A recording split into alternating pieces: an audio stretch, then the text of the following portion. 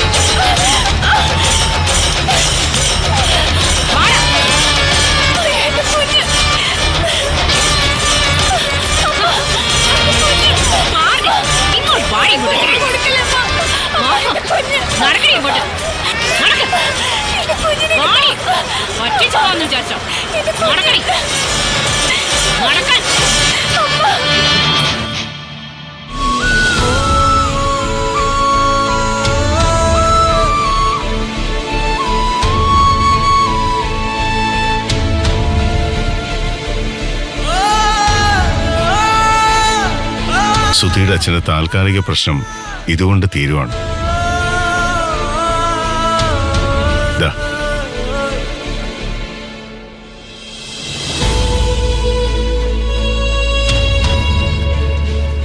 ഡോക്ടറെ, ഞാനിത് എത്രയും പെട്ടെന്ന് തിരികെ തരാമെന്നല്ലേ പറയാൻ വന്നത്. അത് തരുമെന്ന് എനിക്കറിയാം. പക്ഷേ എനിക്ക് ധൃതിയില്ല. ആദ്യം സുധിയുടെ അച്ഛൻ ആ സ്റ്റീഫന്റെ ഇടപാട് തീർക്ക്. ആ ഷൈലോക്കുമായിട്ടുള്ള ക്യാഷ് ഇടപാട് തീരുന്നോടെ മനസ്സമാധാനം തിരികെ കിട്ടും. അയാള് മനുഷ്യനൊന്നും അല്ല ഡോക്ടറെ, മൃഗ. പണം കുമിഞ്ഞുകൂടിയാ പിന്നെ ചിലരങ്ങനെ ദേവികെ. പ്രളയം പോലെ പണം വന്ന് മൂടുമ്പോ അവരുടെ അച്ഛനും അമ്മയും ഗുരുക്കന്മാരും ദൈവവും എല്ലാം പണവാ. തിരുത്താനാവില്ല നമുക്ക്. ഡോക്ടറെ, എന്റെ സുധിമന്റെ പിറന്നാളിന്റെ കാര്യം അറിഞ്ഞു. ദേവിക പറഞ്ഞിരുന്നു. ഡോക്ടർ വരണം കേട്ടോ. നോക്കട്ടെ. സുധിയുടെ അച്ഛൻ സന്തോഷമായിട്ട് പോ. ഞാൻ കൊണ്ടുവിടണോ? അല്ലെങ്കിൽ ദേവികയെ കൂടെ വിടാം? ഏയ്, അതൊന്നും വേണ്ട ഡോക്ടറെ. മോളെ ആശുപത്രിയിലെ ജോലി കഴിഞ്ഞ് വന്നാൽ മതി. ഞാനിപ്പോ ഇവിടുന്നൊരു ഓട്ടോ വിളിച്ച് പൊക്കോളാം. ഈ പണം പാർവതിയെ കാണിക്കണം. അവളുടെ നെഞ്ചിലെറിയുന്ന ആദ്യയുടെ തീയൊന്നും അടഞ്ഞോട്ടെ. എല്ലാം ശരിയാവും. നല്ലത് മാത്രമേ വരൂ. ഒരു ജന്മവും ജീവിതവും അവശേഷിച്ച ആയുസ്സും അറിയാത്ത ആരോ ഒരാൾക്ക് ദാനം ചെയ്ത ആളാ സുധി. ആ സുധിയുടെ അച്ഛന് ദൈവം ദോഷമൊന്നും വരുത്തില്ല. എന്നാ പിന്നെ ഞാൻ സുധിയുടെ അച്ഛൻ ചെല്ല്. മോളെ, അച്ഛൻ വീട്ടിൽ ചെന്നിട്ട് വിളിക്കാം. ശരി അച്ഛാ.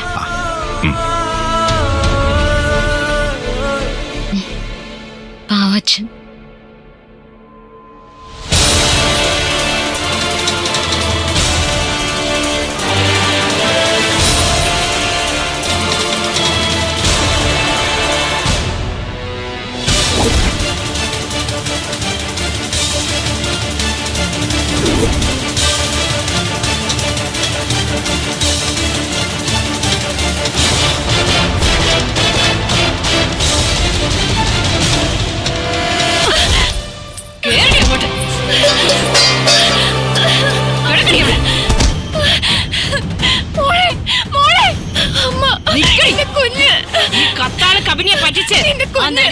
രക്ഷപ്പെടാന്ന് കരുതിയോ നീ? ഒച്ചയ്ക്കില്ല ഞാൻ, രണ്ടിനെ അരിഞ്ഞോളെ. എന്റെ കുഞ്ഞിനെ ഓർത്താ ഞാൻ പോയത്. ഞങ്ങൾ എങ്ങോട്ടെങ്കിലും പോയിക്കോളാം. ശബ്ദം പോടാടി. ഒരാഴ്ച കൂടെ നിന്നെ നോക്കാണ്ട് ചുമതല എനിക്കാ. അതുക്കപ്പുറമുള്ള മാറ്റർ അയ്യാ തീരുമാനിക്കും. കുഞ്ഞിനെ താമ്മ, അവള് കരയുന്നു. കരയിട്ടടി. അവളുടെ കരച്ചിലാ എന്നെ രക്ഷിച്ചത്. അല്ലെങ്കിൽ അയ്യാടെ മുമ്പിൽ ഞാൻ തല കുനിച്ച് നിൽക്കേണ്ടി വന്നേനെ. 2 നാള് പട്ടിണി കിടക്കുമ്പോ നിന്റെ അഹങ്കാരം എല്ലാം തീരും. കുളന്ത തൽക്കാലം എന്റെ കയ്യിലിരിക്കല. അമ്മ, കുമ്മ. അയ്യോ, എന്റെ കുഞ്ഞ് അവിടെ കിടക്കടി. എവിടെല്ലാം കൊണ്ട് കളയണ്ട. എന്റെ കുഞ്ഞ്. അമ്മ,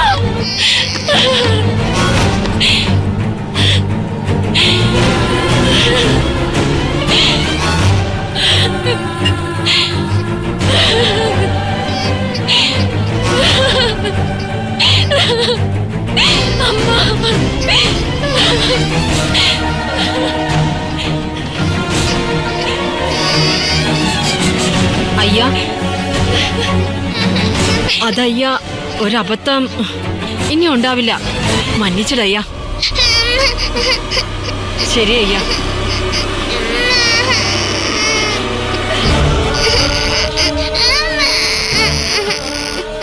നിങ്ങൾ ഇനി അധിക സമയം നിൽക്കണ്ട. നാട്ടുകാർക്ക് സംശയം തോന്നും. എന്തെങ്കിലും ആവശ്യം ഉണ്ടെങ്കിൽ ഞാൻ വിളിച്ചോളാം. ശരിയാക്കാം. ഓക്കെ.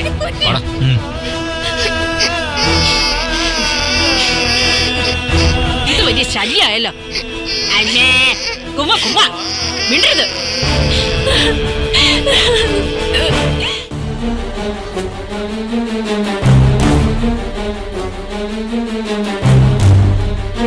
ആ മനോഹരേട്ട, എന്തായി മനോഹരേട്ട?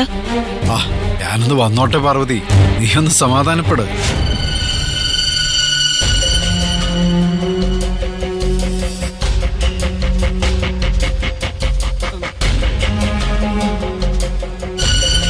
മനോഹരൻ എവിടെ പോയതാ? ആ, എനിക്കെങ്ങനെ അറിയാം? അച്ഛൻ എന്നോട് എന്തെങ്കിലും പറയൂ? ചേടാ, മനോഹരൻ എന്തൊരു മാറ്റമാ മാറിയത്. അവനിപ്പോ അമ്മയും വേണ്ട, മോളെയും വേണ്ട, ഭാര്യയും മരുമകളെ മാത്രം മതി. ഞാനിപ്പ വരാമേ.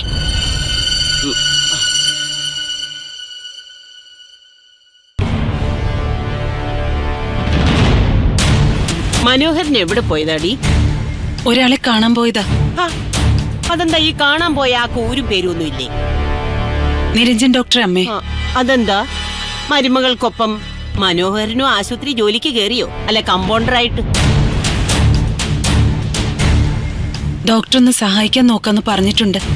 എന്ത് സഹായം? കുറച്ച് പണത്തിന്റെ കാര്യത്തിലാ. ഇവിടുത്തെ അവസ്ഥ ദേവിക മോള് ഡോക്ടറോട് പറഞ്ഞായിരുന്നു. ഓ, അവള് നാട് നീളെ നടന്ന് ദാരിദ്ര്യം പറയുകയാണോ? അതെന്താ അമ്മേ അങ്ങനെ പറഞ്ഞത്? ആരെങ്കിലും സഹായിക്കാതെ പിടിച്ചു നിൽക്കാൻ പറ്റോ? ഓ, പിടിച്ചു നിന്നു. മകന്റെ ഉയിരെടുത്തവന്റെ കൈ തന്നെ പിടിച്ചു നിൽക്കണം. ദൈവദോഷം പറയില്ലേ അമ്മേ? ദൈവത്തെ പോലൊരു മനുഷ്യൻ അദ്ദേഹം. ആ, എന്നാ പിന്നെ ദൈവത്തിന്റെ ഒരു പടം കൊണ്ടുവന്ന് പൂജാമുറിയിൽ വെക്ക്. ഇടിയോ അയാളുടെ ഒക്കെ കയ്യിൽ നിന്ന് കാശ് മേടിച്ചാലേ നാളെ മനോഹരന്റെ ചങ്കോ കരളോ കിഡ്നിയോ ഒക്കെ കൊടുക്കേണ്ടി വരും. എന്റെ അമ്മേ, ഇങ്ങനൊന്നും പറയാതെ. ആ, എടി എന്റെ മോനെ പറ്റി എനിക്ക് തോന്നിയത് പറയും. എന്നിട്ടിപ്പൊ എന്തായി? പോയ കാര്യം സാധിച്ചോ? അറിയില്ല അമ്മേ. ആ. മനോഹരേട്ടൻ ഇപ്പൊ വരും.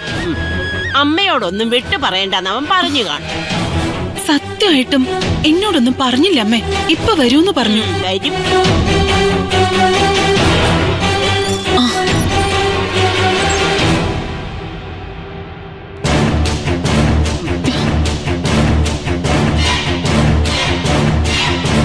മനോഹരേട്ട,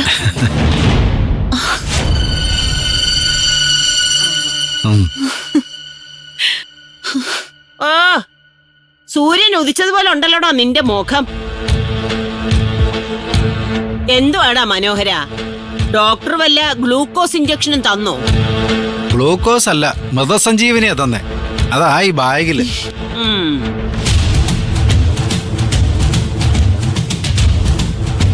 ഇനി ആ പലിശക്കാരന്റെ ശല്യം ഉണ്ടാവത്തില്ലല്ലോ. എന്നാ പാർവതി. ഓ, പണപ്പെട്ടി പിന്നെ ഭാര്യയുടെ കയ്യിലേ കൊടുക്കാവൂ. പാർവതിയാണല്ലോ ഖജനാവ് കാവൽക്കാരി. ഈ